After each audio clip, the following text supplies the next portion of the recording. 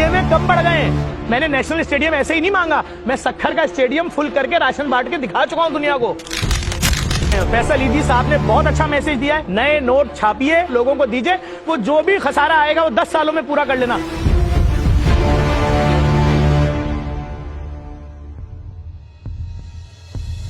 हमने ऐलान कर दिया कि भाई पिछले 5 दिनों से कि तुम्हारे इलाके की जो बड़ी मस्जिद है, जो तुम्हारे इलाके में बड़ा चर्च है, जो मंदिर है, जो गुरुद्वारा है, उसके बड़े से लिखवा के लाओ और ये ले जाओ भाई। यही कर सकते हैं हम तो। लेकिन इस वक्त पोजीशन ये है कि वो लोग भी जो पहुंचा रहे हैं वो हमसे 4-4 हजार राशन मांग रहे हैं। मैं 4,000 राशन कैसे दे दूं? 4,000 राशन 1.5 करोड़ रुपए का आ रहा है। मैं तो यही कर सकता हूं कि अगर वो 4,000 मांग रहे हैं मैं उनको 400 दे दूंगा कि भाई तुम्हें इंतहाई जरूरतमंदों को दो, फिर 2-3 दिन बाद दोबारा तुम्हें देता हूं।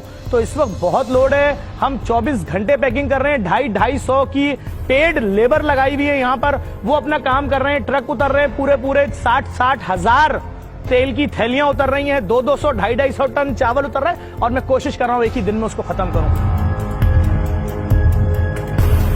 हुकूमतें जो ऐलानात कर रही हैं, क्या अब तक जो जरूरतमंद लोग हैं उन तक हुकूमत की तरफ से कोई राशन नहीं पहुंचा, कैश की सूरत में इमदाद अभी तक नहीं पहुंची, ये कह रहे हैं आप?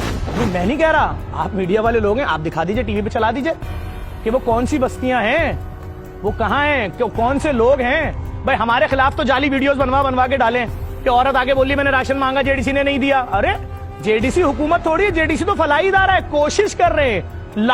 लाखों शिनाख्ती कार्ड की कॉपियां आ रही हैं। हम हुकूमत थोड़ी हैं, हम तो जितना बोझ बर्दाश्त, और हम जो काम कर रहे हैं हम रोजाना सोशल मीडिया पे क्यों डाल रहे हैं? हम दिखाने के लिए डाल रहे हैं उन हजरात को जो हमें पैसा दे रहे हैं, देख लो भैया ये ट्रक उतर रहे हैं, इसमें इतना सामान आ रहा है, हर 3 घंटे बाद ये सब जगह 2 स्कूल लिए हुए कम बढ़ गए हैं।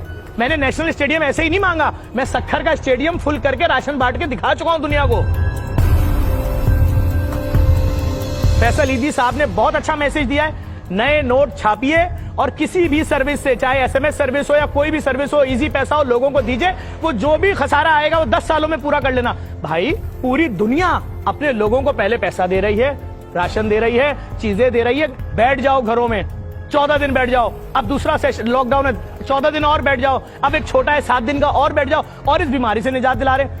आपको किसने साइंस बताई है कि गरीब जो है वो 14 दिन करके 4 दफा भूखा रहेगा? खुदा के लिए सोचिए, इस बात को लोगों तक पहुंचाइए। मालिक मकान दरवाजों पे आके दस्तक दे रहे हैं, पूरी फैमिलियां डरी हुई घरों में बैठी हुई है, कमरों में, अपनी छतों पे हल्के कदम रख के चल रहे हैं लोग कि नीचे मालिक मकान सुन ना ले कि हम घर में, क्योंकि अगर वो मालिक मकान को पैसा नहीं देंगे तो मालिक मकान के बीवी बच्चे क्या खाएंगे?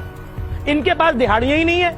इधर जो इदारे थे आपने, वो सब आपने प्राइवेट कंपनियों को दे दिए। भरिए बिजली का बिल, भरिए गैस का बिल, स्कूल टीसीएस के जरिए घरों में भेज रहे हैं फीस वाउचर के, 3 महीने की फीस जमा करा दो, नहीं तो बच्चे को भेजना नहीं। क्या तरीका है? आप जिम्मेदारी लेना, आपके पास तो थानों के जरिए सारा डाटा मौजूद है। कोई किराएदार नहीं बनता जब तक अपना डाटा थाने को ना बताए कि मैं इसको घर दे रहा हूं। तो आपको पता है ना कि लोअर मिडिल क्लास एरियाज में मालिक मकान कितने हैं। आप सारे मालिक मकानों को 1 महीने का किराया दे दो भाई। आप कुछ नहीं कर सकते, आप यूटिलिटी का 1-1 महीने के बिल की जिम्मेदारी ले लो, कुछ तो जिम्मेदारी लो। आप कह रहे हो राशन आप नहीं दोगे, पैसा देने के लिए अभी आप मीटिंगें जारी रखे हुए हो, लॉकडाउन खत्म हो जाएगा उसके बाद ये मीटिंगें अपना काम दिखाएंगी। बात सीधी करूंगा, अवाम में आना है कभी ना कभी, ये मैं बता दूं, अवाम में आना है। ये अवाम अभी भूखी सो रही है, परेशान है, किसी को फेस नहीं कर रही, जिल्लत उठा रही अपने ही घर में।